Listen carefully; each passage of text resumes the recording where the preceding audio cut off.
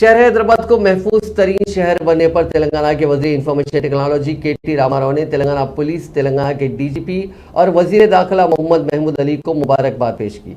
Telangana state police की जानिब से इस खुसूस में वजीर मौसूफ को टैग करते हुए ट्वीट किया गया था। इस ट्वीट में निशानदेही करते हुए कहा गया कि तेलंगाना का महकमा पुलिस हैदराबाद को मुल्क का महफूज तरीन शहर बनाने के लिए मसाई कर रहा है।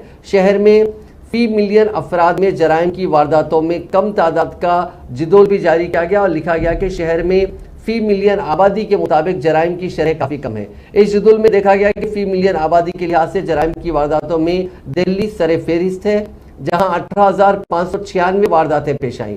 दूसरे नंबर पर 16,768 वारदातों के साथ सूरत रहा। कोची में फी मिलियन आबादी के लिहाज से जराइम की वारदातें 16,022 दर्ज की गई हैं। इसी तरह मुख्तलिफ शहरों के ये आदादो शुमार पेश किए गए हैं। वहीं अगर हम हैदराबाद की बात करें तो यहाँ पे मुकम्मल वारदातें 158 हैं, जो कि काफ़ी कम है।